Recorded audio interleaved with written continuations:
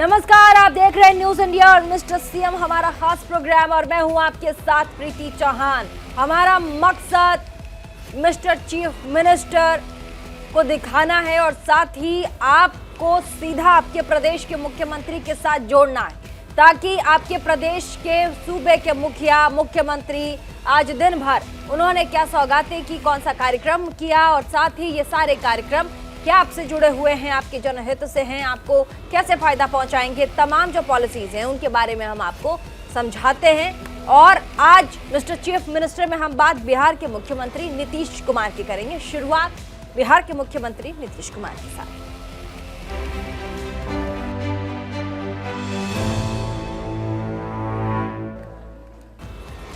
बिहार विधानसभा के शीतकालीन सत्र में मुख्यमंत्री नीतीश कुमार आग बबूला हो गए। विपक्ष के जहरीली शराब से मौतें हुई और साथ ही शराबबंदी का मुद्दा उठाने से नीतीश को ऐसी मिर्ची लगी कि वो अपना आपा ही खो बैठे। विपक्ष के आक्रामक रवैये पर मुख्यमंत्री नीतीश कुमार ने भी तीखे तेवर दिखाए। नीतीश उत्तेजित हो गए और बीजेपी विधायकों को पुराने दिन याद दिलाते हुए कहा कि बीजेपी ने भी इस योजना को सफल बनाने के लिए शपथ खाई थी, लेकिन वो भी असफल रही। सदन में शराबबंदी को लेकर हंगामा तब शुरू हुआ जब विपक्ष के नेता विजय कुमार सिन्हा ने छपरा में जहरीली शराब से हुई मौतों को लेकर नीतीश सरकार को आड़े हाथों लिया। राज्य में शराबबंदी पर सवाल उठाए और सरकार को इस मसले पर फेल बताया। विपक्ष ने इसके साथ ही नीतीश से इस्तीफे की मांग भी की। हालांकि मुख्यमंत्री नीतीश कुमार को विपक्ष का यह बर्ताव रास नहीं आया और वो विपक्ष पर बुरी तरह से भड़क उठे।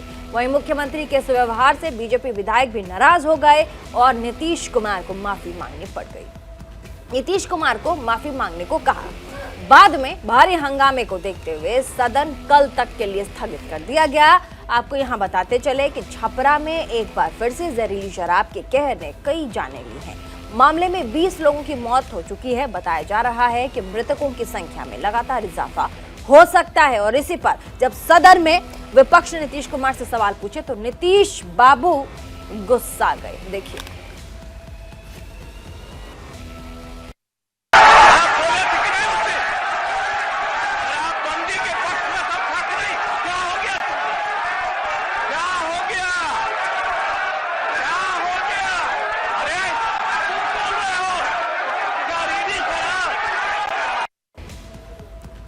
तो सुशासन बाबू कहलाने वाले नीतीश बाबू इस तरह से बौखला जाएंगे, ये किसी को अंदाजा नहीं था। और इनका ये रूप पहली बार विधानसभा में तमाम लोगों ने भी देखा होगा।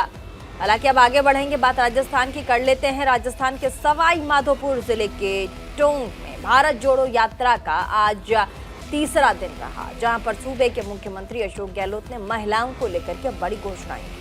मुख्यमंत्री गहलोत ने सरकार की ओर से हर महीने महिलाओं को 12 सैनिटरी नैपकिन मुहैया कराने का ऐलान किया। उन्होंने कहा कि महिलाएं मासिक धर्म के दौरान चुप रहती हैं, अब समाज बदल रहा है, इसको लेकर के हमें झिझक को छोड़ना चाहिए और बिना संकोच के इस बारे में बात करनी चाहिए।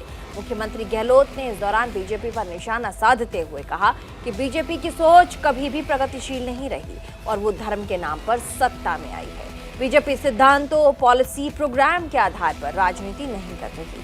मुख्यमंत्री गहलोत ने कहा कि देश में इस वक्त तनाव और हिंसा का माहौल है, इसीलिए राहुल गांधी भारत जोड़ो यात्रा निकाल रहे हैं।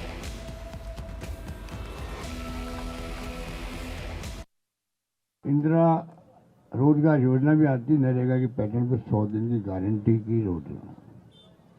उड़ान भी आती है, जो हिंदुस्तान में कहीं नहीं है कि हर महिला को 12 नैपकिन प्रति माह सरकार दे रही है। 500 से 700 करोड़ रुपए खर्च होंगे, पर गांव में घूंघट में महिलाएं जो तड़पती है, तकलीफ आती है, इन्फेक्शन होते हैं महामारी में, उसकी कोई कल्पना नहीं कर सकता। वो मन में समझ आती है कि बार बार इन्फेक्शन, बार बार कई मान बन जाती है, बच्चे पैदा नहीं होते, फिर उसका इलाज करवाओ। कई जो है कैंसर हो जाते हैं, कई बीमारी ऐसी होती है जो कि भुगतना पड़ता है। तो ये बातें संकोच में लोग बोलते नहीं हैं। मैं आह्वान करता हूँ प्रदेशवासियों को भी, आप सबको, संकोच छोड़ो पब्लिक इंटरेस्ट के अंदर। हमारी बहनें माताएं जो है वो क्यों भुगते, ये तो प्रकृति की देन है। तो उसमें हम लोगों को अब टाइम बदल गया है। एक पत्रकार मित्र ने मुझे कहा आप में से ही, साहब अब तो संकोच नहीं, मेरी बेटी मुझे कहती है पापा जब आप आओ घर पे तो मेरे लिए नैपकिन लेके आना। तो कहने का मतलब है कि ये जो उनकी सोच थी आज सत्ता में वो जरूर है, उनकी सोच कभी प्रगतिशील नहीं रही है, प्रोग्रेसिव नहीं रही है। वो रिएक्शनरी लोग रहे हैं, बीजेपी जनसंघ वाले रिएक्शनरी रहे हैं, प्रो अमेरिकन रहे वो ये लोग थे। ये तो ठीक है, समय के साथ साथ में धर्म के नाम पे सत्ता में आ गए हैं। धर्म के नाम पर सत्ता माना एक अलग बात है, पर लोकतंत्र के आधार पर जो नीति है, जो कार्यक्रम, जो सिद्धांत होते हैं, उसके आधार पर राजनीति करना दूसरी बात जो होनी चाहिए देश के अंदर। और राहुल गांधी जी के लिए चाहते हैं कि लोकतंत्र में प्रिंसिपल, पॉलिसी, प्रोग्राम आधार बनाओ, संविधान की रक्षा करो और राजनीति करो। उसमें नॉन वायलेंस भी आता है, सबको समान अधिकार भी आता है। एक एक शब्द की व्याख्या वो करते कई बार मीटिंगों के अंदर, इतनी जानकारी वो रखते हैं। कहने का मतलब है कि देश चलता है संविधान पर और लोकतंत्र उसका एक बहुत बड़ा उसका भावना है, भाव है, उसी में चलना चाहिए। तब हम लोग सब सुरक्षित रहेंगे और गरीब आदमी का मान सम्मान रहेगा, क्योंकि गरीब आदमी के जाके पैरों का हाथ लगाना पड़ता है हम लोगों को, चाहे प्रधानमंत्री हो, मुख्यमंत्री हो, मंत्री, एमएलए, एमपी कोई हो। आशीर्वाद देना भाई आप में से चुनाव आ गया, ये जो कहते हैं उससे उसका सम्मान बढ़ता है।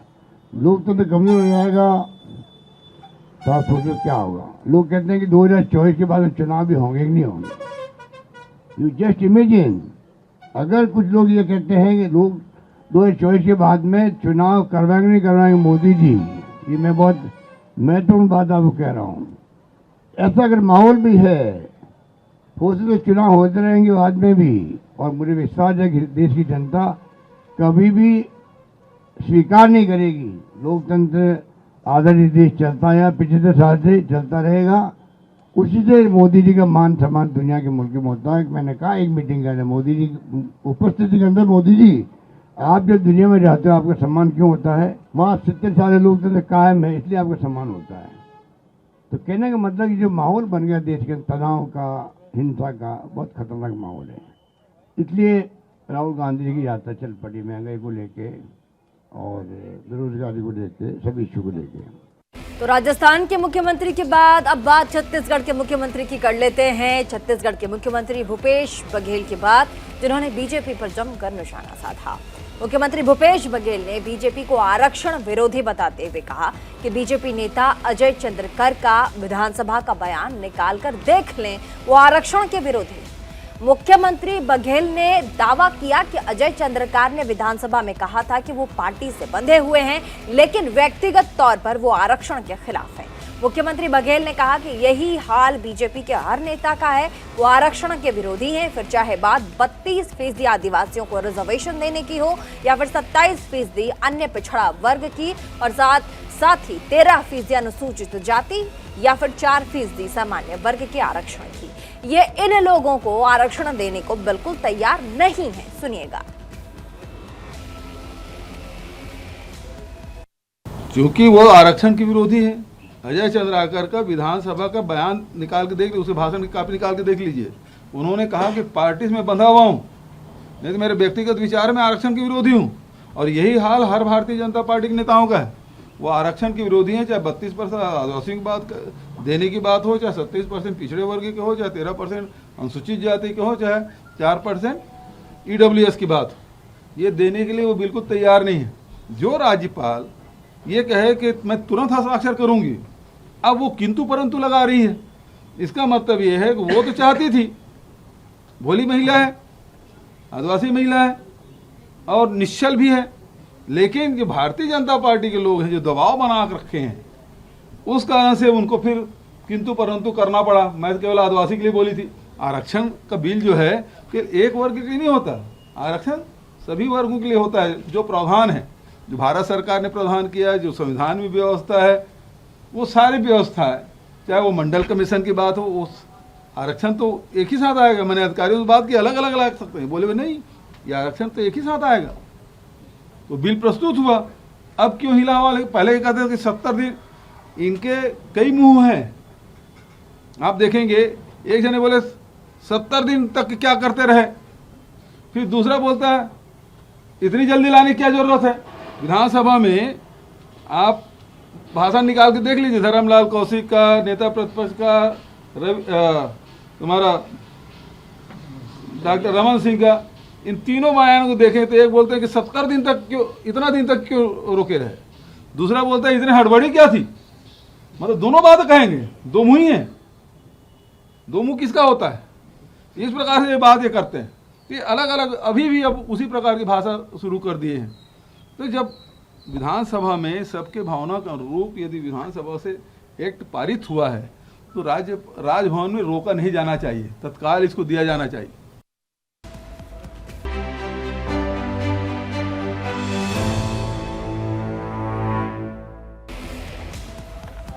और ब्रेक के बाद एक बार फिर से स्वागत है आप सभी का मिस्टर चीफ मिनिस्टर में।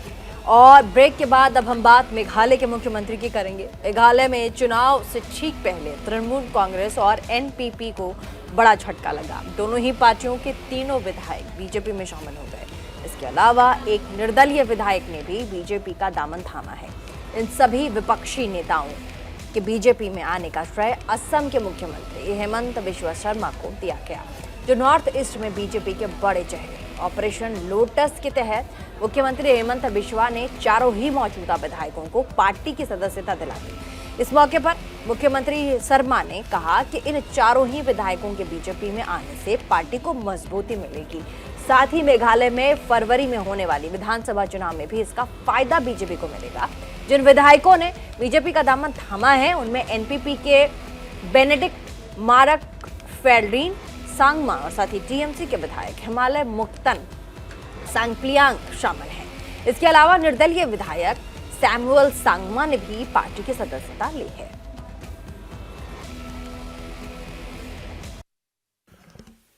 अनिल जी, संबित जी, ऋतुराज जी, हमारे मेघालय प्रदेश के अध्यक्ष आर्नेस माउरी जी और सारो विधायक बंधुगण, हमारे लिए आज का दिन बहुत ही इम्पोर्टेंट है। चार मौजूदा विधायक in Meghalaya assembly, they have joined BJP today, and I think this is a very new beginning. You have seen that all these MLAs are very, very experienced, they are well respected, and they have decided to join in Bharatiya Janata Party today, reposing complete faith in the leadership of Prime Minister Narendra Modi. We all know that since 2014, Northeast has undergone a tremendous change, be in highway, be in railway, be in airway, be in e-way. Every sector today Northeast is progressing thanks to the visionary leadership of Prime Minister Narendra Modi. Today Northeast has been mainstream completely to Bharatiya Janata Party. मैं आप सब लोग को यही बताना चाहता हूं कि ये सारों बहुत ही इम्पोर्टेंट लीडर है, मौजूदा विधानसभा की विधायक है, और ये सारों का ज्वाइनिंग से हमारा पार्टी को बहुत बल मिलेगा। और जो चुनाव आ रहा है फरवरी महीना में, हमें बहुत ही अच्छा रिजल्ट करने में हमको बहुत ताकत मिलेगा। और राष्ट्रीय ऊर्जा संरक्षण दिवस के मौके पर उत्तराखंड की राजधानी देहरादून में कार्यक्रम का आयोजन किया गया, जिसमें से सूबे के मुख्यमंत्री पुष्कर सिंह धामी बतौर मुख्य अतिथि मौजूद दिखे। मुख्यमंत्री धामी ऊर्जा संरक्षण दिवस कार्यक्रम और पुरस्कार वितरण समारोह में शामिल हुए। इस दौरान मुख्यमंत्री धामी ने कहा कि वो छात्र छात्राओं से कहना चाहते हैं कि हमें हर प्रकार की ऊर्जा को बचाना है। हमारे समय में हम लैंप या फिर लालटेन की रोशनी में पढ़ाई किया करते थे और इसे भी हम घंटों के हिसाब से जलाकर इसका भी संरक्षण किया करते थे, लेकिन अब समय काफी बदल चुका है। धामी ने बताया कि भारत सरकार का भी यही लक्ष्य है कि ऊर्जा की खपत को साल 2030 तक 15% तक कम किया जाए। इसकी शुरुआत हमें उत्तराखंड राज्य से करनी होगी, क्योंकि हमारे पास प्राकृतिक संसाधन ज्यादा मात्रा में उपलब्ध हैं।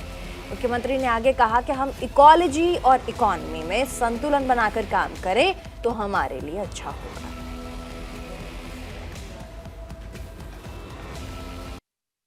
तो आज के समय में जहां हमारे पास बहुत सारे साधन संसाधन ज्ञान विज्ञान बहुत तेजी से आगे बढ़ा है। अभी हम लोग बाहर प्रदर्शनी देख रहे थे, तो यहाँ पर जहाँ सोलर पंप, सौर ऊर्जा के तमाम पैनल, तमाम प्रकार की लाइटें और जगह जगह पर दिखाई दे रहा है, लेकिन उसके बावजूद भी जब तक हम स्वयं को, जैसा इन्होंने कहा सुंदरम जी ने, कि स्वयं को बदलना, स्वयं की आदतों में शुमार करना, ये अगर हम शुरू कर दें, और जो भारत सरकार ने भी लक्ष्य लिया है कि 2030 तक जो ऊर्जा की खपत है उसको 15% कम करना है, और ये बहुत बड़ा काम होगा। इसकी शुरुआत हमें उत्तराखंड राज्य से भी इसलिए भी करनी है क्योंकि उत्तराखंड राज्य एक ऐसा राज्य है जहां पर प्राकृतिक जो साधन है, संसाधन है, हमारे पास जो स्रोत हैं वो अत्यधिक मात्रा में है, लेकिन उन स्रोतों को केवल हमारे उपयोग के लिए नहीं बने हैं और हम उपयोग उनका उस प्रकार से कर भी नहीं रहे। हम समूचे पर्यावरण को सुरक्षित करने में, संरक्षित करने में, इकोलॉजी और इकोनॉमी दोनों में संतुलन बना रहे, उसके लिए भी हम काम कर रहे हैं।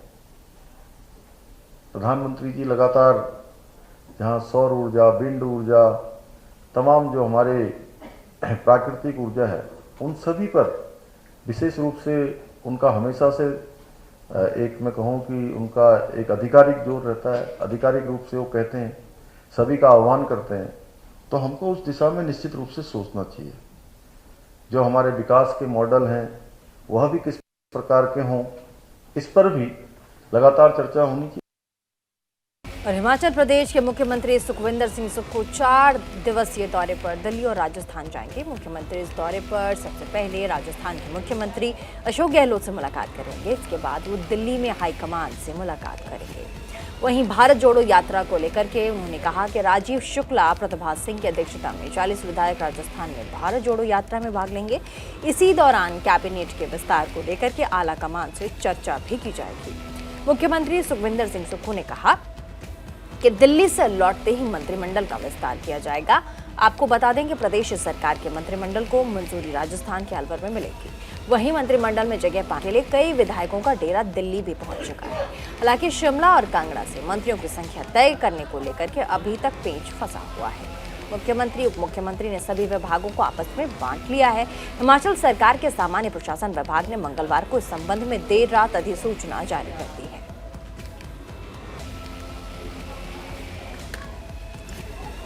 तो ये थी आपके मुख्यमंत्री की खबर सीधा आप तक। आपने देखा कि आपके सूबे, आपके प्रदेश के मुख्यमंत्री आज क्या कुछ कर रहे हैं, कौन सी विरोधी पार्टियों पर निशाना साध रहे हैं। फिलहाल आज के लिए मिस्टर चीफ मिनिस्टर में बस इतना ही। इसी के साथ देश और दुनिया के तमाम अपडेट्स के लिए देखना न भूलें न्यूज़ इंडिया 24/7 और अपने सूबे के मुख्यमंत्री के तमाम कार्यों को देखने के लिए देखना न भूलें मिस्टर चीफ मिनिस्टर।